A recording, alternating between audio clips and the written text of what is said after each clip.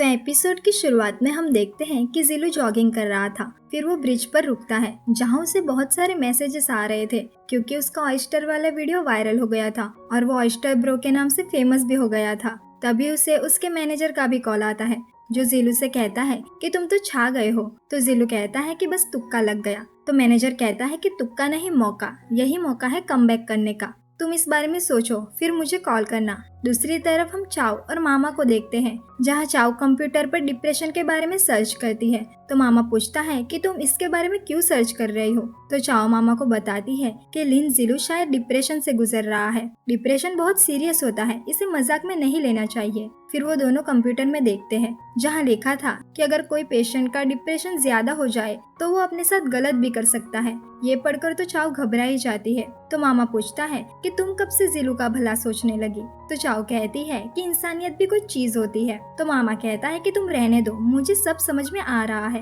फिर scene cut होता है और हम जिलू को आते हुए देखते हैं जहाँ चाओ उसे रोकती है और उसका वजन चेक करती है। फिर वो पूछती है कि तुम्हारा वजन कम हो गया है क्या। तो जिलू हाँ में जवाब देता है। फिर वो पूछती है कि तुम्हारा फ्यूचर कम ब्राइट लगता है। तो जिलू ठीक से जवाब नहीं देता एंड वो वहाँ से चला जाता है। फिर चाओ अपना फोन निकालती है जिसमें वो डिप्रेशन है या नहीं ये चेक करने के लिए सेल्फ टेस्ट कर रही थी, जहाँ वो वजन कम वाले सवाल पर टिक करती है। फिर खाना खाने के टाइम हम इन तीनों को साथ में देखते हैं जहाँ जिलू तो बहुत चिढ़ रहा था और वो पूछता है कि ये आयु का कटआउट यहाँ क्या कर रहा है। तो चाओ कहती है कि ये आयु नहीं दिया था, जहाँ वो तो आयु के फोटो वाले मग और बाउल वगैरह भी देखता है। तो चाओ कहती है कि ये सब भी उसी ने दिया है। फिर जिलू की नजर तो मामा के टी शर्ट पर भी जाती है जिसे देखकर तो जिलू और भी चिढ़ जाता है और कहता है कि मेरा तो खाना खाने का भी मन नहीं है। तो चाओ खाना खाने वाले सवाल पर टिक करती है। फिर वो तो जिलू को और भी सवाल करने लगती है और फोन में टिक भी करती जाती है। इसके सवालों से तो जिलू उठकर वहाँ से चला जाता है। आगे की सीन में हम लियू दादी को देखते हैं जो जिलू के लिए पिंक साइकिल लेकर आई थी। वो बताती है कि ये मेरे पोते के लिए मैंने खरीदी थी पर वो तो शहर से आया ही नहीं, तो ये साइकिल तुम ले लो। एंड वो वहाँ से चली जाती है पर जिलू को ये पिंक साइकिल पसंद नहीं आती। तो चाओ कहती है कि मुझे तो पसंद आई है। तो जिलू कहता है कि तुम्हें ये साइकिल पसंद है तो तुम इसे ले लो और अपनी वाली मुझे दे दो। तो चाओ खुश हो जाती है और अपनी ब्लू साइकिल लेकर आती है पर जिलू देखता है कि उसपे तो आयु के स्टिकर्स लगे थे और सीन कट हो जाता है। फिर हम जिलू को अपनी पिंक साइकिल चलाते हुए देखते हैं जहाँ पीछे से चाओ से आवाज लगा रही थी। फिर वो कहती है कि इसके कितने मूड स्विंग्स होते हैं। फिर स्कूल आकर लियांग और नियानी उसका पिंक साइकिल देखकर मजाक उड़ाते हैं और चाओ फिर एक और सवाल पर टिक करती है कि ये बहुत जल्दी चिढ़ जाता है। फिर क्लास में आकर वो देखते हैं कि जिलू को बहुत सारे गिफ्ट्स मिले थे क्योंकि उसका ऑयस्टर वाला वीडियो वायरल हो गया था और वो कुछ गिफ्ट लियांग और नियानियों को दे देता है। फिर चाओ जिलू को बताती है कि तुम्हें तो लड़कियों ने बहुत सारे गिफ्ट्स और लेटर भी भेजे हैं पर जिलू को तो कोई इंटरेस्ट ही नहीं था और वो सारे तोहफे चाओ को दे देता है और वहाँ से चला जाता है। फिर चाओ एक और सवाल पर टिक करती है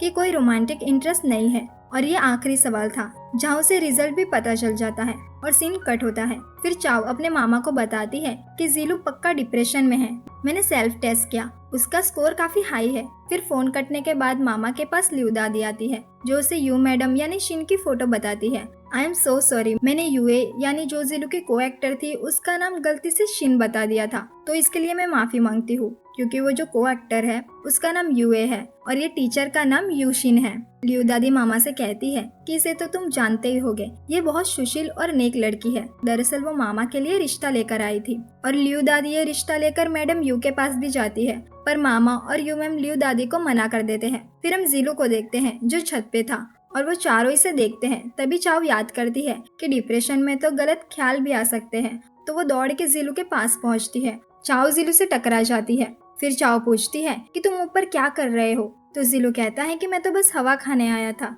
तो चाओ कहती है कि तुम्हें संभल कर रहना चाहिए एंड वो वहाँ से चली जाती है। तभी जिलू चाओ का फोन उठाता है जिसमें डिप्रेशन वाले टेस्ट के सवाल थे और वो सब कुछ समझ जाता है। फिर सीन कट होता है और हम चाओ को देखते हैं जो जिलू के साथ बैठकर पढ़ाई कर रही थी क्योंकि वो जिलू पर नजर रखना चाहती थी और वो तो जिलू का काफी ख्याल भी रख रही थी। जिलू तो सब समझ रहा था और वो कहता है कि मुझे भूख लगी है और मुझे चिकन खाना है। तो चाओ मुर्गी पकड़ने चाहती है और वो तो मुर्गी लेकर भी आ गई थी पर मामा बताता है कि जिलू छत पर है। तो चाओ जल्दी से छत पर जाती है जहाँ जिलू तो काफी सैड होकर ड्रामा शुरू कर देता है और वो बहकी बहकी बातें करने लग जाता है कि मुझे ना ही नींद आती है और ना ही भूख लगती है, मेरी जिंदगी तो बेकार है, मेरा तो कोई दोस्त भी नहीं है जिससे मैं अपनी बात शेयर कर सकूं। तो चाओ कहती है कि मैं तुम्हारी दोस्त हूँ, नियान, न्यू, लियांग, जिनजिन सब तुम्हारे दोस्त हैं। कुछ कहना हो तो तुम मुझसे कह सकते हो। तो जिलू कहता है कि क्या हम अपनी अपनी साइकिल बदल सकते हैं। तो चाओ कहती है कि हाँ। फिर वो नीचे आते हैं जहाँ चाओ वो साइकिल लेकर आती है। तो जिलू कहता है कि ये आयु के स्टिकर मुझे पसंद नहीं है। तो चाओ सब स्टिकर हटा देती है और कहती है कि घर में जितना भी आयु के फोटो वाला सामान है वो मैं सब हटा दूंगी।